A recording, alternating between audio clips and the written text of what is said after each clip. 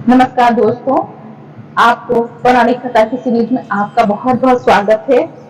और इस पौराणिक कथा में आज हम आपके लिए एक नई कथा लेके आए हैं, ज्वर की पौराणिक कथा। जी हाँ, आप सब लोग बहुत कम लोग जानते होंगे कि ज्वर की भी कोई पौराणिक कथा है जिसका साक्षात संबंध भगवान शिव से है, कल्याणकारी शिव से है। जी हाँ, ज्वर जिसे आप हिंदी में ज्वर, इंग्लिश में फीवर और उर्दू में बुखार कहते हैं, जिसका संबंध सभी इंसानों से कभी न कभी जरूर पड़ता है। उसी ज्वर की हम बात कर रहे हैं, तो आइए हम सुनाते हैं और आपको ले चलते हैं ज्वर की पौराणिक कथा में। त्रेता युग में शंकर जी ने अक्रोध यानी शांत रहने का व्रत लिया था। यह देख करके राक्षस बहुत ही प्रसन्न हो गए थे और वह साधु महात्माओं के जो यज्ञ चल रहा था उसमें विघ्न करने लगे थे, जिसके कारण साधु महात्मा बहुत ही परेशान हो गए थे। राक्षस इसे अपना रोजी रोटी समझने लगे थे, अपनी जीविकोपार्जन समझने लगे थे और इधर से उधर दौड़ते रहते थे। जब भी यज्ञ होता तो उसमें विघ्न उत्पन्न करते और उनको परेशान करते हैं। जबकि उस वक्त दक्ष राजा प्रजापति इतने संपन्न थे कि वह इन राक्षसों का नाश कर सकते थे, पर उन्होंने ऐसा नहीं किया और उपेक्षा कर दी। विघ्न करने वाले उन राक्षसों का नाश नहीं किया और उस समय दक्ष प्रजापति ने एक यज्ञ किया।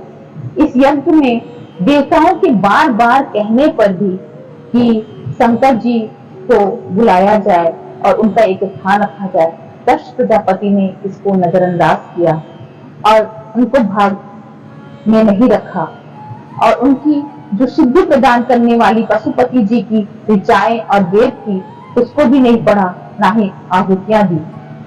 उनका प्रयोग न करने के बाद यज्ञ को संपन्न किया गया।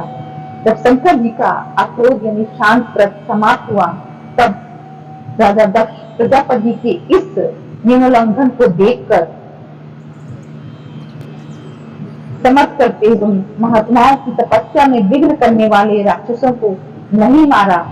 इससे शंकर जी बहुत ही नाराज हुए, क्रोधित हुए और इस बात से और क्रोधित हुए कि ना ही यज्ञ में उनकी ऋचाएं और आहुतियों को प्रयोग किया गया। इस क्रोध के कारण आत्मज्ञानी शंकर जी को रुद्र भाव को आगे कर मस्तक की अपनी तृतीय नेत्र खोलकर उन सभी राक्षसों को नष्ट कर दिया और उसके बाद भी जब उनका क्रोध शांत नहीं हुआ तो यज्ञ को भी नष्ट कर दिया। यज्ञ को नष्ट करके क्रोध की अग्नि को से संतप्त यानी क्रोध की अग्नि से उन्होंने एक बालक को वीरभद्र की कल्पना की और उसे उत्पन्न किया। उस बालक वीरभद्र ने यज्ञ को नष्ट कर दिया। जब ये यज्ञ नष्ट हो गया तो सभी देवता लोग दुखी हो गए और दाह यानी पूरे शरीर की जलन से परेशान हो गए और सभी दिशाओं में भागने लगे और विक्षिप्त हो गए। तब सभी देवता गण सप्तऋषियों के साथ उस व्यापक रुद्र की ऋचाओं द्वारा तब तक स्तुति करते रहे, तब तक अर्थात भगवान की प्रार्थना करते रहे जब तक कि भगवान भोलेनाथ कल्याणकारी रूप शिव रूप में प्रसन्न नहीं हो गए। क्रोध को शांत कर दिया। इन देवताओं ने स्तुति करके क्रोध को तो शांत कर दिया।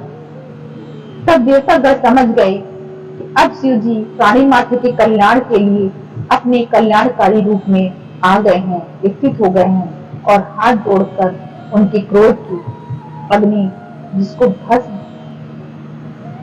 ही उसका एक शस्त्र था, और भस्म कर चुके हैं।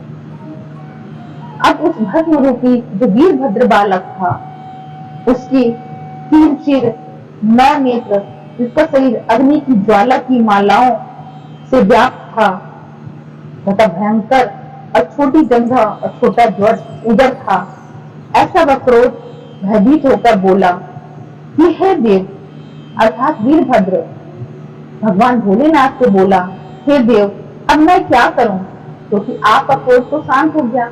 जब आपका क्रोध शांत हो गया तो मेरा आपका कोई साथ नहीं है, तो अब मैं क्या करूं? अब मुझे आज्ञा दीजिए।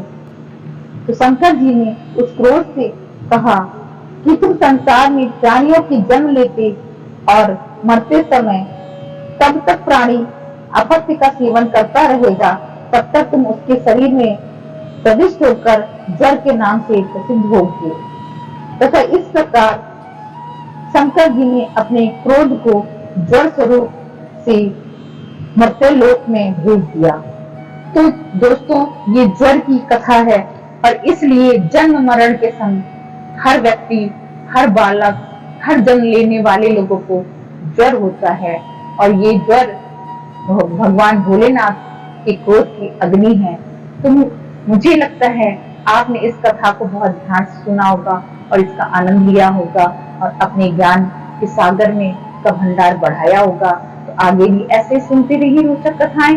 तब तक हम आगे की कथा को रिकॉर्ड करते हैं आपके लिए। तब तक धन्यवाद।